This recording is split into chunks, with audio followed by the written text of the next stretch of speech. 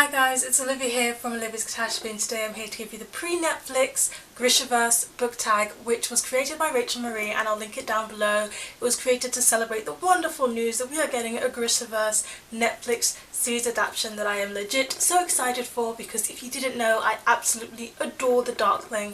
I haven't read Six of Crows yet, but I'm going to get there. But for now, let's stick to the tag and answer some of those questions.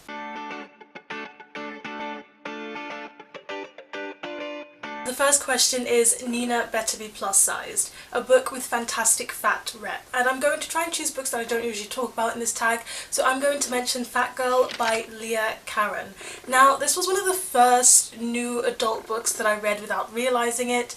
It's a romance between Dina and Mika. Dina is this child lawyer who had a very difficult time in her past, and she's kind of run away from that. She's transformed herself, she's settled things down with her eating disorder, and she's ready to start her life again doing what she loves, protecting children in law.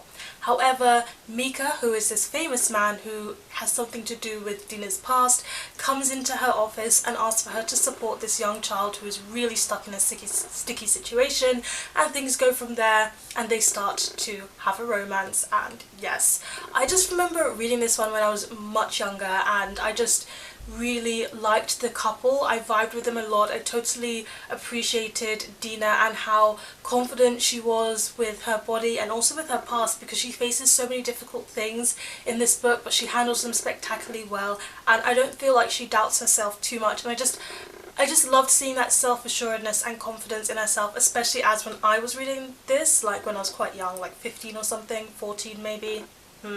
Why was I reading this? Anyway, when I was reading this, I wasn't that confident and self-assured in myself, so it was just lovely to see that reflected in a character. I should probably reread this book. Melina Are Not My OTP. A book where you couldn't get behind the romance. Like, legit, I would choose Shadow and Bone because I don't actually ship Melina. But for this one, I'm going to choose The Hunger Games by Suzanne Collins. I'm not going to say which team wins, but you can either be Team Peter or Team Gale, and I'm not in the one that she chooses. In fact, to be honest, as much as I am team opposite from who wins, I would rather that she ended up alone and there was no romance in this one, because I felt like, although I can understand why the romance was included, I also felt like in the end she would have been better off alone. I think she would have been better off alone. Those are my thoughts. The next question, The Darkling Isn't Dead, a book in which you connected to the villain. Honestly, I just want to choose Grishaverse for all of these answers, because the villain I really connect with is the Darkling. He's my favourite villain, but my other favourite villain is Queen Lavanna from the Lunar Chronicles, and I connect with her a lot as well because she just really suffers mentally. She is afraid of not being enough, not being pretty enough, not being powerful enough, not being confident enough in herself, and like, I'm making her out to be very vulnerable, and I know not everybody's going to agree with that, but I feel like all of her powers, her manipulations, her glamours, why she does everything is because she is very inwardly worried about not being enough, whether she acknowledges that or not. And you know, I can get that. Don't we all have our moments where we feel like we're not enough? And as much as Queen Lavanna petrifies me, I can relate to her. Don't You Dare Whitewash. A book to TV or movie adaptation where the character's ethnicity was represented. So my answer for this one is going to be 12 Years a Slave. The book was written by Solomon Northup, and then there was the movie that is just really famous, and the book is an autobiography of this man who is a slave for 12 years. I read the book and then I watched the movie. They are very, very hard hitting, and you can't exactly whitewash this. I mean, it's a story about slavery. You can't, you know, change the race of the characters or the ethnicity because that's so central to the story. But what they could have done is they could have watered it down. They really, really could have watered it down. Reading the autobiography, it was just horrifying. It was horrific what happened to him. There were so many terrible, terrible moments, and I thought, okay, the movie's going to adapt this, and I know they've done it well because I know they've won all these awards, but they're going to water it down because this is just too painful to show in cinema, and they're probably worried about, you know, it being too much, but they didn't. They stuck to his true story, and I respected that so much because it must have been hard to act, it must have been hard to film, and boy, it was not easy to watch, but you should. because I don't even have words. You just have to, okay? You have to.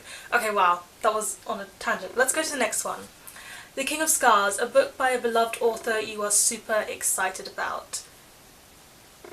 Wow, I had an answer for this. Oh, yes. So, Maggie Stiefvater. I'm not going to say she's a beloved author because as much as I love The Raven Cycle, she wrote Shiver and like... She wrote Shiver, okay guys? But I do love The Raven Cycle like crazy, and a book that's coming out, who knows when, is the Dreamer Trilogy, and that follows some characters in The Raven Cycle, making them the forefront of the next series, and you know, it's not really centered around my favourite character, but my favourite character is going to play a major role. I just know that already, so I am hyped, guys. I'm so hyped. Inej and Kaz, which is fan cast your favourites for the series. I am just not going to do this one. I'm going to skip it. I don't fan cast movies or like things that are coming out, because if I did fan cast anything, I would always try and put Tom Hardy, David Tennant, Joseph Gordon-Levitt and Emma Stone into the cast for legit every single movie, and nobody would want to watch all those movies just starring those four in different roles. Like, it wouldn't work. It wouldn't work. I would love it. You guys would all hate me. So no fan casting from me. Then the next one is No Mourners, No Funerals, a book quote that has stuck with you. I'm going to say my favourite book quote, which is actually from Dr. Seuss, and it goes like this. Today is your day, you're off to great places, you're off and away. It's just such a hopeful quote. It just shows that every day is a new beginning. It just shows that the whole world is at your feet and you don't know what's going to happen. And when I'm down, it's a great motivator. Just any mood that you're in, it just reminds you that whether things are bad, tomorrow is another day. And if things are good, who knows where you'll go. And the last thing to do is to tag your faves and spread the hype. A lot of people that I know are tagged in the original, so I'm going to see who wasn't tagged and I'll tag some people down below. Thank you so much for watching this one. I hope you're just as excited as me for the Netflix series, and I'll see you guys. Oh wait, hang on, you should answer a question. Let me know in the comment section down below what book to film adaptation, phone be quiet, or book to film TV series you are looking forward, you are looking forward to seeing soon. Thank you so much for watching. Please give this video a thumbs up if you enjoyed it, hit the subscribe button if you want to see more, and don't forget to hit the notification bell to be updated every time I have a new video, and I'll see you guys in the next one. Goodbye!